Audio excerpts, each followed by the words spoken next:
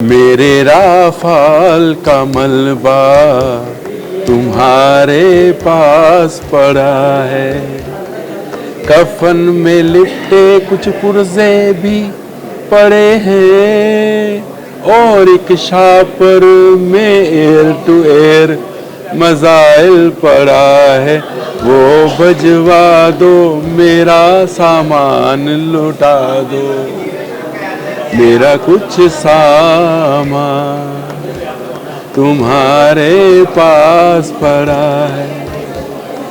116 ارب کا ٹھیکہ ہے اور تمہارے نااہل پائلٹ نے مروایا، جھوٹ موٹ کے وعدے کر کے ہم کو بہلایا، وہ سارے وعدے ہمیں بھجوا دو،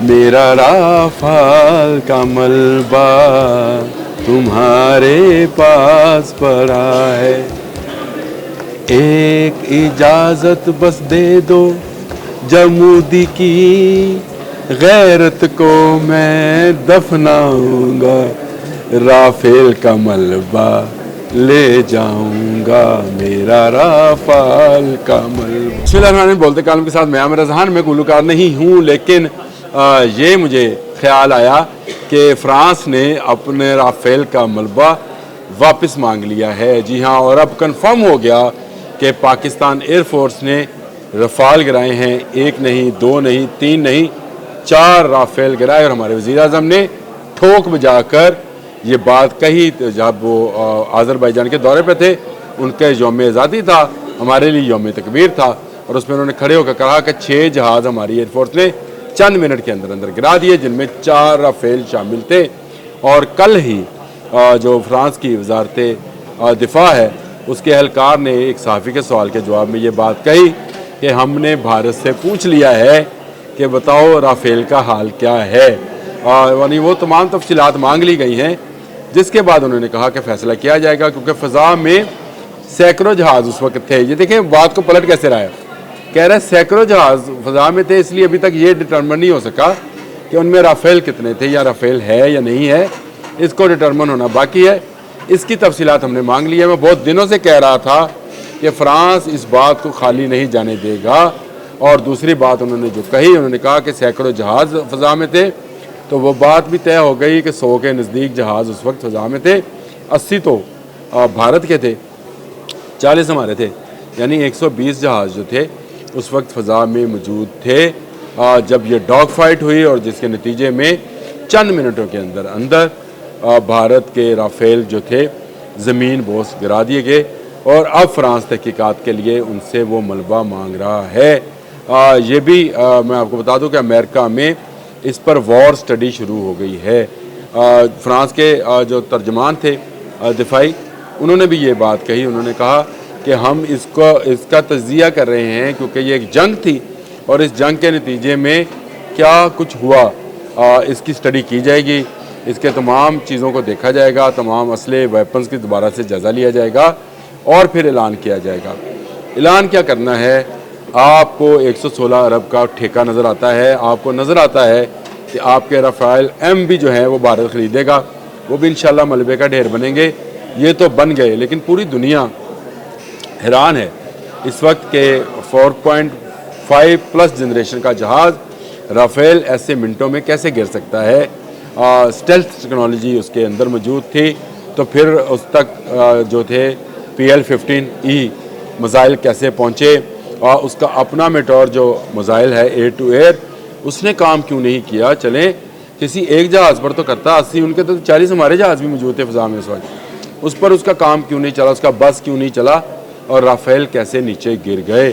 یہ پوری ورلڈ وائڈ اس کے اوپر ریسرچ ہو رہی ہے۔ برطانیہ الگ سے ریسرچ کر رہا ہے، برطانیہ کے جو تھنک ٹینکس ہیں، جو وار ریلیٹڈ چیزیں ہیں، وہاں پر اس کی سٹڈی دے دی گئی ہے۔ فرانس نے اعلان کر دیا ہے کہ انہوں نے کہا کہ انہوں نے بھارت سے وہ تمام جو چیزیں ہیں اس جنگ کے حوالے سے وہ مانگ لی ہیں۔ تو چیزوں میں کیا مانگا ہوگا؟ رافیل کا ملبہ مانگا گیا ہے کہ اس کو کس میزائل نے ہٹ کیا، کیسے وہ گرے۔ اور اس کے بعد امریکہ میں نے آپ کو بتایا تھا اسٹینفورڈ یونیورسٹی کے शोबा जंग ने यानी वॉर स्टडीज़ ने इस पर एक पूरी स्टडीज़ कराने का दिया है। उन्होंने कहा है कि हम इस पर कोर्स तरतीब दे रहे हैं जो ये बताएगा कि इतनी बड़ी कुव्वत चंद घंटों में कैसे लेट गई। कल हमारे जो अमेरिका में सफ़ीर हैं उन्होंने बड़ा ठोक बजाकर जवाब दिया। उन्होंने कहा कि हमें रात 9:30 बजे वहाँ के टाइम के मुताबिक जब हमला हुए बुनियानुल मरसूस का चंद घंटे गुजरे थे, जहाँ पर तो खैर सुबह का वक्त था, वहाँ पे 9 साढ़े 9 का टाइम होगा, तो हमारी बेल बजी। उन्होंने कहा कि वो आपसे मुज़ाकरात के लिए एग्री हैं, आप मुज़ाकरात कर लें। तो तब हमने मैसेज जो है पाकिस्तान पहुँचाया। उन्होंने कहा बुनियानुल मरसूस का रॉकेट तो इधर से जा रहे थे लेकिन रसीद हमें अमेरिका में वसूल हो रही थी। बड़ा दिलचस्प बयान था। अब आप देखें कि दुनिया भर में भारत पर इस वक्त थूका जा रहा है मोदी की वो अनापरस्ती और मोदी की वो तस्वीर पसंदाना जो उसकी जहनीत है उसके ख़िलाफ़ बात की जा रही है। आज यूरोप मातम कदा बना पड़ा है क्योंकि यूरोप को तो राफेल पे बहुत नाज था। उनका ख्याल ये था कि ये अमेरिका के लेवल की टेक्नोलॉजी है, चाइना के लेवल की टेक्नोलॉजी है, लेकिन हमारे JF-17 थंडर ने भी वो काम कर दिखाया जो दुनिया के बहुत बड़े जहाज़ भी नहीं कर पाते हैं। कैसे कर दिया? J-10C ने भी गिराया और JF-17 थंडर ब्लॉक 3 ने भी गिराया PL-15 से, और अब तो PL-70 आने वाला है। लेकिन फ्रांस अब अपना मलबा वापस मांग रहा है, भारत देते हुए शर्मा रहा है। आपको पता है कि हमारे एजेंट्स ने किस तरह वो तस्वीरें और वो वीडियोस बनाई जो कि राफेल गिरने की थी, गिरे भारत के इलाके में सारे के सारे। कोई पायलट बचा या नहीं बचा ये हमें नहीं पता, लेकिन जितने त्यारे गिरे 6 जहाज़ इनका कहा जाता और इनमें एक UFO था, यानी वो नॉन पायलट जहाज़ था। जहाज़ वो पूरा था, वो भी गया। तो भारत जहां भारत की अपना गरूर जो है ज़मीन बोस हुआ, वहाँ दुनिया के 3 ममालिक की टेक्नोलॉजी भी जो है वो भी हंसो हंसा की तरह पाकिस्तानी फ़ौज के जज्बे के सामने बह गई।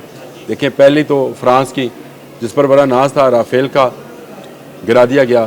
फिर उसके बाद आ जाए इसराइल जो कि फ़लस्तीनियों का कातल है और भारत क्योंकि ख़ुद कश्मीरियों का कातल है, तो 2 कातलों का मिलाप है। उसका भी देख लें, उसके ड्रोन्स जितने भी आए तमाम के तमाम ड्रोन्स जो हैं वो ना सिर्फ गिरा लिए गए बल्कि उनको भटका दिया गया। फिर उसके बाद रशिया आ जाए, रशिया ने ब्रह्मोस मिसाइल भारत के साथ मिलकर बनाया था। मैं इसको बता चुका हूँ कि ब्रह्मोस ब्रह्मपुत्र से नाम लिया गया। ब्रह्मपुत्र और मास्कोवा जो रशिया का दरिया है, उन दोनों को मिलाकर ये ब्रह्मोस बनाया गया था। बड़ा इस पर इनको नाज था। टेक्नोलॉजी ख़त्म कर दी गई। S-400 जिसको दुनिया की बेहतरीन इंटरसेप्टर टेक्नोलॉजी होने का कहा जाता था, उसको भी JF-17 थंडर ने एक राकेट में ज़मीन बोस कर दिया, यानी वो भी इस काबिल नहीं रहा, जिसके बाद भारत घुटनों पर आ गया। तो अब अगर फ्रांस ये कह रहा है कि मेरे राफाल का मलबा तुम्हारे पास पड़ा है, कफन में लिपटे कुछ पुर्जे पड़े हैं और एक शापर में मिसाइल पड़ा है, वो भिजवा दो, मेरा सामान लौटा दो। अब तक के लिए इतना ही। अल्लाह।